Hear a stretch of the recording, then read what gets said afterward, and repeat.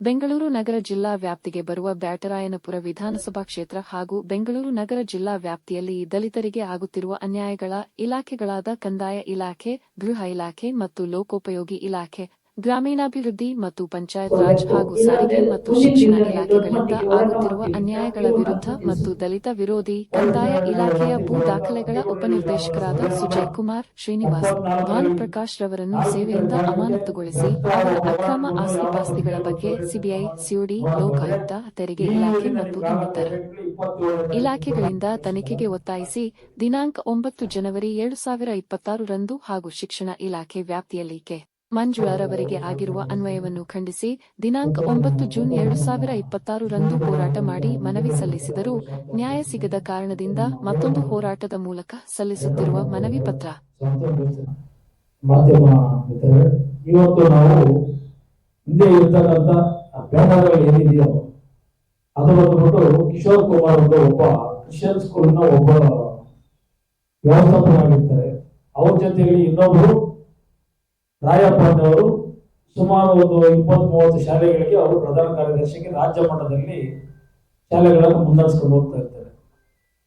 ಬ್ಯಾಟರಾಯನಪುರ ವಿಧಾನಸಭಾ ಕ್ಷೇತ್ರಕ್ಕೆ ಬರುವಂತ ಒಂದು ಸೆಂಟ್ ಜೇಮ್ಸ್ ಅಂತ ಒಂದು ಶಾಲೆ ಇದೆ. ಆ ಶಾಲೆಯಲ್ಲಿ ಮಂಜುಳಾ ಎಂಬುವರು 14 ವರ್ಷಗಳಿಂದ ಸತತವಾಗಿ ಒಂದೇ ಸ್ಕೂಲಲ್ಲಿ ಮಕ್ಕಳಿಗೆ ಬೋಧನೆ ಮಾಡ್ಕೊಂಡು ಬರ್ತಾ ಇರ್ತಾರೆ. ಅವರನ್ನ ಏಕಾಏಕಿ ಈ ತಿಂಗಳು ಜೂನ್ನಿಂದ ಅವ್ರನ್ನ ಬೇರೆ ಕಡೆ ವರ್ಗಾವಣೆ ಮಾಡ್ತಾರೆ. ಆ ವರ್ಗಾವಣೆ ಮಾಡೋಂಥ ವಿಚಾರನ ಮಂಜುಳಾರವರಿಗೆ ತಿಳಿಸಿರಲ್ಲ. ಆಮೇಲೆ ವಿಚಾರವನ್ನು ಅವರು ಮಂದಟ್ ಮಾಡಿರಲ್ಲ. ಏಕಾಏಕಿ ಇವರು ಒಂದು ಕ್ಲಸ್ಟರ್ ಮಾಡ್ಕೊಂಡು ಇಡೀ ಒಂದೇ ಕುಟುಂಬದವರು ಆ ಶಾಲೆಯಲ್ಲಿ ಸುಮಾರು 40-50 ವರ್ಷಗಳಿಂದ ನಡೆಸ್ಕೊಂಡು ಹೋಗ್ತಾರೆ. ಅದು ನನ್ನ ಗಮನ ಬಂದಿಲ್ಲ. ಬಹಳ ಬೇಜಾರಾಗುತ್ತೆ. ಮೊನ್ನೆ 27ನೇ ತಾರೀಕು ಸಹ ಇದು ನಾನು ಮೊನ್ನೆ ಒಂದು ಹೋರಾಟದ ಒಂದು ಮನವಿ ಮತ್ತು ಪತ್ರಿಕಾಗೋಷ್ಠಿ ಇದೇ ಜಾಗದಲ್ಲಿ ನಾನು ಕರೆದಿದ್ವಿ. ಆ 26ನೇ ತಾರೀಕು ಅಲ್ಲಿ ಲೋಕಲ್ ಇದ್ದಂತ ನಮ್ಮ ಸ್ನೇಹಿತರು ನನಗೆ ಫೋನ್ ಮಾಡಿ ಮುಂದಾದಲ್ಲಿ ಏನಿದೆಲ್ಲ ಹೋರಾಟ ಮಾಡ್ತಾ ಇದ್ದೀರ ಅಂತ ಏನ್ ವಿಚಾರ ಅಂತ ಹೇಳಿ. ಸರ್ ನಾನು ಹೇಳಿದ ವಿಚಾರಗಳು ಹೇಳಿದೆ. ಮಂಜುಳಾನವರಲ್ಲಿ ಟೀಚರ್ ಆಗಿ ಕೆಲಸ ಮಾಡ್ತಾ ಇದ್ರು. ಒಬ್ಬ ದಲಿತ ಅನ್ನೋ ಒಂದೇ ಕಾರಣಕ್ಕೆ ಅವರು ಮುಂದಿನಿಂದನೂ ಕೆಲಸ ಮಾಡ್ಕೊಂಡು ಬರ್ತಾ ಇದ್ರು. ಆವಾಗ ಇವ್ರು ದಲಿತರು ಕಾಣಿಸಿಲ್ಲ.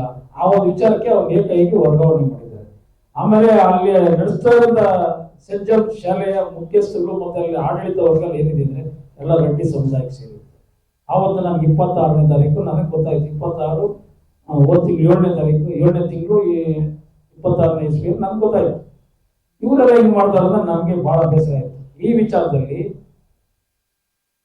ವಿಲ್ಸನ್ ರೆಡ್ಡಿ ಅವರು ಇವ್ರು ಬಹಳ ಮುಖ್ಯ. ಇವನು ಇಷ್ಟು ನಾನು ರಾಜಕಾರಣದಿಂದ JDS ಅಲ್ಲಿ ಇದ್ದು ಮೊನ್ನೆನ ರೀಸೆಂಟ್ ಆಗಿ ಬಿಜೆಪಿಗೆ ಸೇರ್ಪಡೆ ಆದಂತೆ ಅದು ನನಗೆ ಗೊತ್ತಿಲ್ಲ. ಬಿಜೆಪಿಗೆ ಏನು ಸೇರ್ಪಡೆ ಆದಂತ ಈ ವಿಚಾರದಲ್ಲಿ ಕ್ರಿಶ್ಚಿಯನ್ಸ್ ಕೆಲವೊಂದು ವಿಚಾರಗಳಲ್ಲಿ ಸರ್ವೋಚ್ಚ ನ್ಯಾಯಾಲಯದ ಜಸ್ಟಿಸ್ ಬಾಲಕೃಷ್ಣ ಆಯೋಗ ಒಂದು ವರದಿ ಮಾಡಿದ್ದಾರೆ. ಕೆಲವು ಕ್ರಿಶ್ಚಿಯನ್ ಅವ್ಗಳೇನು ಇದ್ರೆ ಅವ್ರಿಗೆ ಮತ ತಗೋದಿದ್ರೆ ಅವ್ರಿಗೆ ಸರ್ಕಾರದಿಂದ ಏನು ಸೇವೆಗಳು ಸೇರಲ್ಲ ಹಾಗೆ ಅಂತ ಹೇಳೋದಕ್ಕೆ ಒಂದು ವಿಚಾರಗಳನ್ನ ಒಳ್ಳೆ ಪ್ರಚಾರಗಳಾಗಿರುವಂತ ಮಧ್ಯದಲ್ಲಿ ಈ ರಾಜಕಾರಣ ಸೇರಿ ಬಿಜೆಪಿ ಸೇರ್ಕೊಳ್ಳಿ. ಅವ್ರು ಸ್ವಯಂ ಪ್ರೇರಣೆಲ್ಲ ಅವ್ರಿಗೆ ಮಾತಾಡೋದಕ್ಕಿದೆ ಎಲ್ಲ ಸೇರಿ ಅದಕ್ಕೆ ನಾವೇನು ನಮ್ದೇನ ಅಭ್ಯಂತರ ಇಲ್ಲ. ಆದ್ರೆ ಇವರೇ ಒಂದು ವಿಲ್ಸನ್ ರೆಡ್ಡಿ ಅವರ ಕುಟುಂಬಸ್ಥರಾದಂತ ಆಲ್ಬರ್ಟ್, ಜಸಿಂತಾ, ಜಸ್ಮಿನ್, ಅರ್ಚನಾ ಇನ್ನೂ ಹಲವಾರು ಒಂದೇ ಕುಟುಂಬದವರು ಸುಮಾರು ಅದು ಆ ಶಾಲೆ ಎಲ್ಲ ಸರ್ಕಾರಿ ಜಾಗಕ್ಕೆ ಸೇರಿದ್ದಂತೆ. ಇನ್ನು ಈಗ ಸರ್ವೆಗೆ ಹೋಗ್ಬೇಕು, ಮಾಹಿತಿನ ತಗೋಬೇಕು. ಸುಮಾರು ಒಂದು 15-20 ಎಕರೆ ಜಾಗ ಇದೆ. ಅದರಲ್ಲಿ ಒಂದು 5 ಎಕರೆ ಜಾಗ ಒಂದು ಸರ್ಕಾರಿ ಜಾಗನೇ ಒತ್ತುವರಿ ಮಾಡಿದ್ದಾರೆ ಅಂತ ಮಾಹಿತಿ ಇದೆ. ಈ ವಿಚಾರಗಳಲ್ಲಿ ನಾವು ಒಂದು ಮಾಹಿತಿ ಕಲೆಕ್ಟ್ ಮಾಡ್ಕೊಂಡು ವ್ಯವಸ್ಥಿತವಾಗಿ ನಾವು ಮುಂದುವರಿಸ್ತೀವಿ. ಆಮೇಲೆ ಏಕಾಏಕಿ ಮಂಜುಳಾರವರನ್ನ ವರ್ಗಾವಣೆ ಮಾಡಿರೋ ವಿಚಾರದಲ್ಲಿ ನಾವು ಸಂಬಂಧಪಟ್ಟಂತ ಶಿಕ್ಷಣ ವರ್ಗಕ್ಕೆ ಸಂಬಂಧಪಟ್ಟಂತ ಆಡಳಿತ ವ್ಯವಸ್ಥೆಯನ್ನು ಮಾಡ್ತಾ ಇರ್ತಕ್ಕಂಥ ನಮ್ಮ BO ಸಾಹೇಬರಿಗೆ ಮತ್ತೆ ಉಪ ನಿರ್ದೇಶಕರಿಗೆ, ಆಯುಕ್ತರಿಗೆ ಸುಮಾರು ಒಂದು 7-8 ಅರ್ಜಿಗಳು ಕೊಟ್ಟಿದ್ದೀನಿ.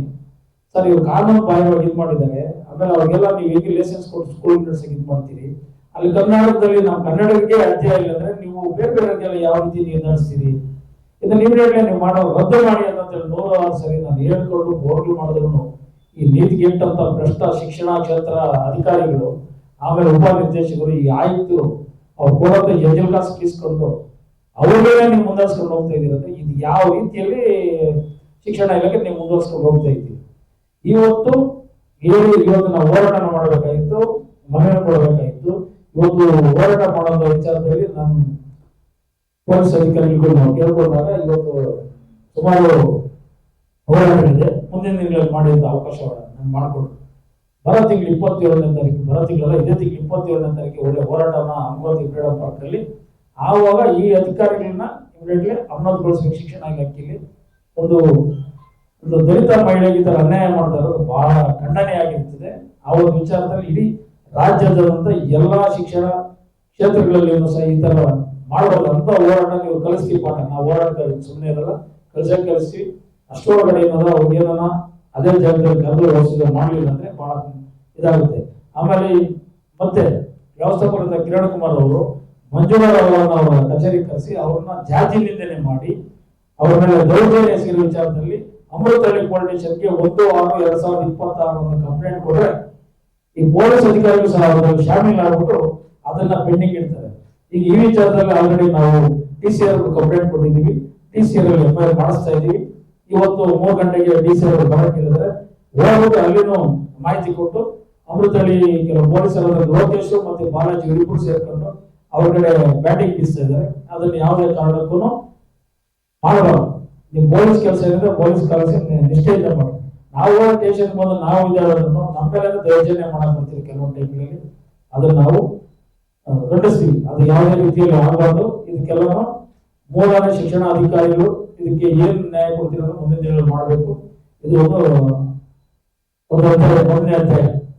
ಇನ್ನು 2ನೇ ಅಧ್ಯಾಯ ತಗೊಂಡ್ರೆ ಹಿಂದೆ ನಾವು ಹೋರಾಟ ಮಾಡಿದ್ವಿ.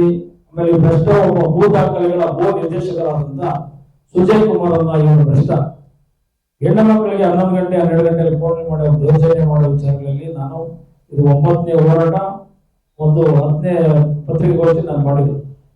ಈ ಮೊನ್ನೆ 27ನೇ ತಾರೀಕು ಹೋರಾಟ ಮಾಡಿ ಆಚೆ ಕಡೆ ಹೋಗ್ಬೋದಂದ್ರೆ 27 28 ನನಗೆ ಆಜ್ಞೆ ಸಿಕ್ಕಿದೆ. ಸರ್ ಇದು ನಿಮ್ದೇನಿದೆ ನಿಮ್ ಕೆಲಸ ಮಾಡ್ತೀನಿ, ನಾನು ವಾಟ್ಸ್ಆಪ್ ಮಾಡಿ ನಮ್ಗೆ ಏನ್ ಬೇಕು ಮಾಹಿತಿ ಕೊಡ್ತೀನಿ ಅಂತ ಹೇಳೋದು. ಆಯ್ತು, ಏನು ಮಾಡ್ಲಿ, ನಾವು ಇದನ್ನ ಏನೋ ಬರೋವನ್ನೇ ಆಗಿರ್ಬೋದು ಅಂತ ನಾವು ಹೇಳಿ ಅವತ್ತು ನನಗೆ ಆಜ್ಞೆ ನಾವು ನೈಟ್ ವಾಟ್ಸ್ಆಪ್ ಮಾಡ್ದೆ. ಜ್ಞಾಪನ ಬಂದ್ರೆ ಕೆಲಸ ಮಾಡ್ತಾ ಇದ್ದೀನಿ ಸರ್. ಪಟ್ಕೊಡ್ಗೆಯಲ್ಲಿ ಕಾಟಾಚಾರಕ್ಕೆ ಹೇಳ್ಬೋದು. ಇದುವರೆಗೂ ರಿಪೋರ್ಟ್ ಕೊಡ್ಲಿಲ್ಲ. ಇನ್ನು ಹಲವಾರು ನಾನು ಹೇಳಿದ್ದೀನಿ, ಯಾಕೆ ನೀವು ಮಾಡ್ಲಿಲ್ಲ. ಆಮೇಲೆ ಅಲ್ಲಿ ಒಬ್ಬ ತರಲೆ ಒಬ್ಬನಿದ್ದಾನೆ ಅಧಿಕಾರಿ ಅದಲ್ಲ, ಅವನು KT ಶ್ರೀನಿವಾಸ್ ಅನ್ನೋನು KR ಪುರಮಲ್ಲಿ 16ರಿಂದ 17 ವರ್ಷ ಒಂದೇ ಜಾಗದಲ್ಲಿ ಕೆಲಸ ಮಾಡಿಕೊಂಡು ಅವನ ಅವ್ಯವಹಾರಗಳನ್ನು ಖಂಡಿಸಿ ಲೋಕಾಯುಕ್ತಕ್ಕೆ ಸಿಕ್ಕಾಕೊಂಡು 1 ತಿಂಗಳು ಜೈಲಲ್ಲಿ ಇರ್ತಾನೆ. ಆಮೇಲೆ ಅಲ್ಲಿ ಏನಾದ್ರು ಕೆಲಸ ಮಾಡೋ ಅಧಿಕಾರಿಗಳಿದ್ರೆ ಅಲ್ಲಿ ಇವರು ಸಿಬ್ಬಂದಿನ ಅಲ್ಲಿ ನೇಮಕ ಮಾಡ್ತಾನೆ. ನೀವು ಎಲ್ಲೇನೇ ನಡೆದು ನನಗೆ ಮಾಹಿತಿ ಕೊಡ್ಬೇಕಂತೇಳಿ 5 ಕಡೆ ಇದೆ. 5 ತಾಲೂಕುಗಳಲ್ಲಿ ಸಹಾಯಕ ನಿರ್ದೇಶಕಗಳಿದ್ದಾರೆ ಭೂ ದಾಖಲೆಗಳ ಇವರು. ಅದರಲ್ಲಿ ಒಂದು 3-4 ಜನ ಎಲ್ಲ ಕಡೆ ನಮ್ಮ SCಗಳಿದ್ದಾರೆ. ಆ SCಗಳಿಗೂ ಏಕವಚನಗಳಲ್ಲಿ ಬೈಯೋದು, ಆಮೇಲೆ ಕೆಟ್ಟ ಮಾತು ಮಾಡೋದು ಕೆಲವು. ಆಮೇಲೆ ಅಂದೇ ಒಂದು ಇಟ್ಟರು ನಡೀಬೇಕು ಭೂ ದಾಖಲೆಗಳ ಇಲಾಖೆಗೆ. ಇವ್ರು ಯಾರು ಇವ್ರು ಇಟ್ಲಾಗಿ ಆಡಳಿತ ನಡೆಸಕ್ಕೆ ಇವ್ರು ಏನಿದೆ ಕೆಲಸ ಇವ್ರು ಮಾಡ್ಕೊಂಡು ಹೋಗೋದು. ಆಮೇಲೆ ಏನೋ ಮಾಡಲಿಲ್ಲ ಅಂದ್ರೆ ಸಂಬಂಧಪಟ್ಟ ಮೇಲಧಿಕಾರಿ ಗಮನಕ್ಕೆ ತರಬೇಕು. ಈ ವಿಚಾರದಲ್ಲಿ ನೀವು ಯಾಕೆ ಇದು ಮಾಡ್ತಾ ಇದ್ದೀರಾ? ಸುಮಾರು 1000 ಎಕರೆ ಕೆರೆ ಭೂಮಿಗಳು ಒತ್ತುವರಿ ಮಾಡಿದ್ದಾರೆ, ರಾಜಕಾರಣಿಗಳು ಒತ್ತುವರಿ ಮಾಡಿದ್ದಾರೆ. ಇದಕ್ಕೆಲ್ಲ ಕಡಿವಾಣ ಹಾಕ್ರಿ ಅಂತ ಹೇಳಿ ನಮ್ಮ ಮನೆಗೆ ನಾನು ಕೊಡಿ ನಾನು ಒಂದು ಅರ್ಜಿ ಹಾಕೊಂಡಿದ್ದೀನ. ಏನಾರ ಮಾಡ್ತಾ ಇದೀವ? ಸಾರ್ವಜನಿಕ ಅನುಕೂಲ ಆಗಲಿ. ಇವತ್ತು ಮಳೆಗಳು ಬಂತು, ರೈತರೆಲ್ಲ ನೀರುಗಳಿಂದ ಒದ್ದಾಡ್ತಾರೆ. ದನ ಕರೆಗಳು ಕುಡಿಯಕ್ಕೆ ನೀರುಗಳಿಲ್ಲ. ಆ ರಾಜ್ಯಗಳ ಅಡಿ ನೀರು ಒಂದು ಕಡೆ ಹೋಗಿ ಕುಟ್ಟಿಗೆ ಕೆರೆಗಳಿಂದ ನೀರುಗಳು ಕುಡಿಯೋಕೆ ಅನುಕೂಲ ಆಗುತ್ತೆ. ಇವೆಲ್ಲ ಮಾಡಿ ಅಂತ ನಾವ್ ಹೇಳಿದ್ರೆ ರಾಜಕಾರಣಿಗಳು ಒತ್ತುವರಿ ಮಾಡೋಕೆ ಖಜಾಂಚಿ ಮಾಡ್ಕೊಡ್ತೀರಾ, ಕೆರೆ ಒತ್ತುವರಿ ಮಾಡೋದು ದಾಖಲಾತಿ ಮಾಡ್ಕೊಡ್ತೀರಾ. ನೀವು ಕೊಡಂತ ಎಂಜಲ್ ಕಾಸು ತಗೊಂಡು ಮೋಜಿ ಮಸ್ತಿಗೆ ಮಾಡ್ಕೊಂಡು 12 ಗಂಟೆ 1 ಗಂಟೆಯಲ್ಲಿ ಇಬ್ಬರು ಮಾಡೋದು, ಇದೆಲ್ಲ ದೌರ್ಜನ್ಯ ಅವೆಲ್ಲ ಬೇರೆ. ಆಮೇಲೆ KR ಪುರಮಲ್ಲಿ ಮಂಜುನಾಥ್ ಅನ್ನೋ ಒಬ್ಬ ಹುಡುಗನ್ನ ಡೆಪ್ಯುಟೇಷನ್ ಹಾಕಿದ್ದಾರೆ ಅಂತ ಬೇರೆ ಕಡೆ. ಅದು ನನಗೆ ನೆನ್ನೆ ಗೊತ್ತಾಯ್ತು ವಿಚಾರ ಎಲ್ಲ. ಸರ್ ಹಿಂಗೆಲ್ಲ ಮಾಡ್ತಾವ್ರೆ, ನಮ್ಮ ಊರಲ್ಲಿ ಕೆಲಸ ಸಣ್ಣ ಪುಟ್ಟ ಕೆಲಸ ಮಾಡ್ಕೊಂಡಿರ್ತಾರೆ, ಅವಾಗೆಲ್ಲ ಸ್ವಲ್ಪ ಸಹಾಯ ಮಾಡೋದಿರ್ತಾರೆ. ಹಾಗೆ ಡೆಪ್ಯುಟೇಷನ್ ಹಾಕಿದ್ದಾರೆ. ಏನಕ್ಕೆ ಡೆಪ್ಯುಟೇಷನ್ ಆಗೋದು? ಅದೇ ಯಾರು ಹೇಳೋದು KT ಶ್ರೀನಿವಾಸ್ ಮತ್ತೆ ಭಾನುಪ್ರಕಾಶ್ ಅಂತ ಇಬ್ಬರು ತರಲೇಲಿ ಸೇರ್ಕೊಂಡವ್ರು ಇಲ್ಲಿ ಜಿಲ್ಲಾ ಕಚೇರಿಯಲ್ಲಿ ಅವ್ರು ಕಡಿತಾರೆ ರೌಂಡ್ರಲ್ಲು. ಆಮೇಲೆ ಇವನು KT ಶ್ರೀನಿವಾಸ್ ಎಲ್ಲ MLA ಮನೆಗೆ ಹೋಗೋದು, ರೇಟ್ ಫಿಕ್ಸ್ ಮಾಡ್ಕೊಳ್ಳೋದು, 28 ವಿಧಾನಸಭಾ ಕಾನ್ಸ್ಟಿಟ್ಯೂನ್ಸಿ MLA ಅಂತ ನೋಡು ಸರ್ ಹಿಂಗಾಗ್ತಾ ಇದೆ ನಾನು ಅಲ್ಲಿ ಹೋಗಿ ಮೆಚ್ಚಿಸೋದು MLA ಅವರಿಗೆ. ಸರ್ ಹಿಂಗಾಗ್ತಾ ಇದೆ ನಾನು MLA ನಿಮ್ಗೆ ಅದ ಕಥೆಗಳೆಲ್ಲ ಗೊತ್ತಿರ್ತದೆ, ಏನ್ ಮಾಡ್ಬೇಕು ಗೊತ್ತಿರ್ತದೆ. ಈ ಕಚೇರಿ ಕೆಲಸ ಮಾಡಿದ್ರೆ ಆಚೆ ಕಡೆ ಹೋಗೋದು ಇದು ಖಂಡನೆಯಾಗಿರ್ತದೆ. ದಯವಿಟ್ಟು ಈ ವಿಚಾರದಲ್ಲಿ ನಾನು ಸುಮಾರು ಬಾರಿ ಆಯುಕ್ತರಾದಂತಹ ವೆಂಕಟರಾಜ ಸಾಹೇಬರು ಮಾಹಿತಿ ಕೊಟ್ಟಿದ್ದೀನಿ. ಆಮೇಲೆ ನಮ್ಮ ಪ್ರಧಾನ ಕಾರ್ಯದರ್ಶಿಗಳಾದಂತಹ ರಾಜ್ಯದ ಕಟೇರಿ ಸಾಹೇಬರು ಮಾಹಿತಿ ಕೊಟ್ಟಿದ್ದೀನಿ, G. ಪರಮೇಶ್ ಸಾಹೇಬರು ಕೊಟ್ಟಿದ್ದೀನಿ, ಕೃಷ್ಣ ಬೈರೇಗೌಡರು ಕೊಟ್ಟಿದ್ದೀನಿ. ಇದು ಹಲವಾರು ಬಾರಿ ನಾನು ಮನವಿ ಕೊಟ್ಟರು ಸಹ ನೀವು ಇದನ್ನ ಕಾರ್ಯರೂಪ ತಂದಿರೋಸ್ಕರ ಈಗೇನೆ 24 ಗಂಟೆ ಒಳಗಡೆ ಈ ವಿಚಾರ ತಿಳ್ಕೊಂಡು ಮಾಹಿತಿ ಕಲೆಕ್ಟ್ ಮಾಡ್ಕೊಂಡು ಮೊನ್ನೆ ನಮ್ಮ ಏನಿದಾರ ನಮ್ಮ ಕಂದಾಯ ಸಚಿವರಾದಂತ ಪರಮೇಶ್ವರ್ ಸಾಹೇಬರು ಇಮಿಡಿಯೇಟ್ಲಿ ರಾಜೇಂದ್ರ ಕಟೇರವರನ್ನ ವರ್ಗಾವಣೆ ಮಾಡಿ ಆಮೇಲೆ ಆಯುಕ್ತರಾದಂತ ವೆಂಕಟರಾಜರವರನ್ನ ವರ್ಗಾವಣೆ ಮಾಡಿ ಆ ಜಾಗದಲ್ಲಿ ಹಿಂದೆ ಇದ್ದಂತ ಮಂಜುನಾಥರವರನ್ನ ಆಯುಕ್ತರಾಗಿ ಪುನಃ ಅದೇ ಜಾಗಕ್ಕೆ ತರಿಸ್ಬೇಕು. ಇಲ್ಲಂದ್ರೆ ನಾವು 27ನೇ ತಾರೀಕು ಇವರ ಇಬ್ಬರ ವಿರುದ್ಧವಾಗಿ ಬೃಹತ್ ತಪ್ಪೆ ಚಳವಳಿಯನ್ನು ನಮ್ಮ ಜನಪರ ಸಂಘಟನೆಗಳ ಪರವಾಗಿ ನಾವು ಹೋರಾಟ ಮಾಡೇ ಮಾಡ್ತೀವಿ ಅಂತ ಹೇಳಿ ಖಂಡಿಸ್ತಾ ಇದ್ದೀವಿ. ಈ ಒಂದು